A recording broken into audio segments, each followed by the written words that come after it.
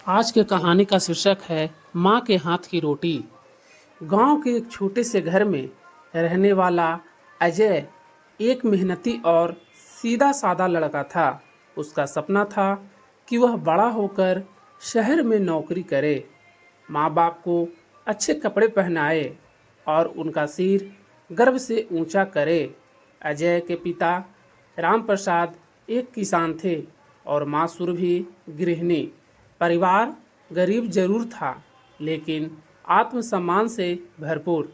हर शाम खेत से लौटते वक्त अजय अपनी माँ के हाथ की रोटी का इंतजार करता।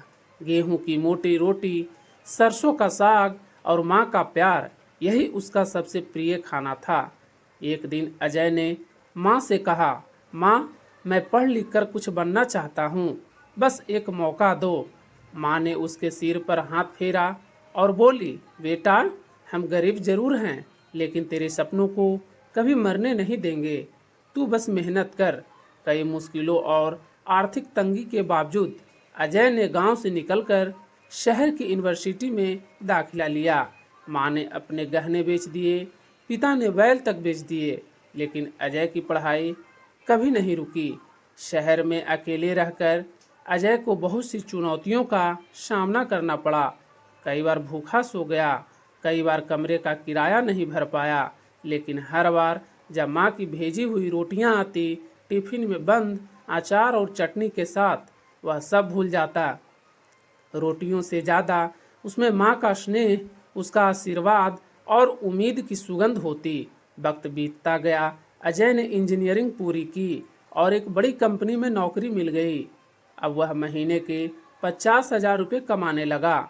माँ पिता का सपना धीरे धीरे सच हो रहा था। एक दिन अजय ने फ़ोन किया, माँ, अब तुम और बाबा मेरे पास शहर आ जाओ। मैं अब इतना कमा रहा हूँ कि आप आराम से रह सको। माँ थोड़ी झिझकी और बोली, बेटा, गांव की मिट्टी छोड़कर शहर जाना आसान नहीं, पर तेरे पास आकर तुझे खुश देखना हमारी खुशी है। माँ बाबा शहर आ गए। अब अजय ऑफिस जाता और माँ सुबह सुबह वही पुरानी आदत से रोटियां बनाती। वह जानती थी कि अजय चाहे कुछ भी खा ले, पर उसे माँ के हाथ की रोटी ही सबसे प्रिय थी। एक दिन अजय जल्दी जल्दी में ऑफिस के लिए निकला और माँ ने आवाज़ लगाई, रोटी खा ले पहले।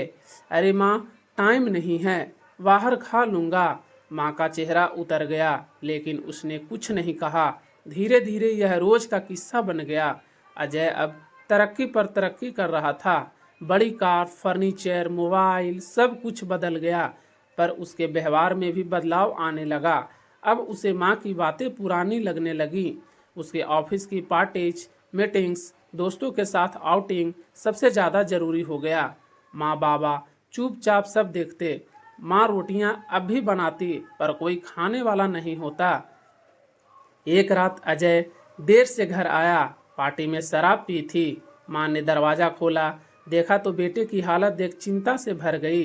बेटा, ये क्या हाल बना रखा है? अजय चिल्ला पड़ा। माँ प्लीज, अब आप पुरानी बातें मत दोहराया करो, मैं बच्चा नहीं हूँ। माँ चुप रह गई।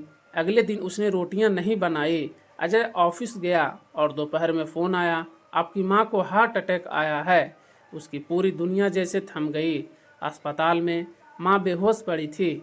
डॉक्टर ने कहा, तंगी में तो जीती रही, अब भावनात्मक तनाव सह नहीं पाई। अजय माँ के पास बैठा था, उसका हाथ पकड़े हुए आंखों से आंसू बहते जा रहे थे।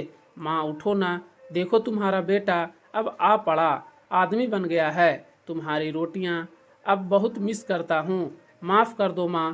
कुछ देर बाद माँ की आंखें खुली, मुस्कुराकर बोली, मुझे तुझसे कुछ नहीं चाहिए बेटा, बस इतना ध्यान रखना कि जो रोटियां मैंने तेरे लिए बनाई उन्हें कभी मत भूलना, और एक बात और, अपने बच्चों को कभी माँ से दूर मत करना। माँ ठीक हो गई, पर अजय अंदर से बदल गया। उसने ऑफिस से छुट्टी ली और माँ बाबा को गांव ले आया। वहीं एक छोटा सा स्कूल खुलवाया, ताकि गांव के और बच्चों को भी मौका मिल सके जो कभी उसे मिला था। हर शाम वह माँ के साथ बैठकर रोटियां खाता। वही स्वाद, वही सादगी, वही स्नेह। अब वह सबको कहता, सफलता का असली स्वाद माँ के हाथ की रोटी में है। दुनिया की कोई चीज उसका विकल्प नहीं हो सकती। इस कहानी का सीख है, यह कहानी सिर्फ एक बेटे और माँ की नहीं बल्कि हर उस परिवार की है जहाँ सपनों की कीमत माँ बाप अपने खून पसीने से चुकाते हैं। वक्त के साथ रिश्ते और भावनाएं न बदले, यही इस कहानी का सार है।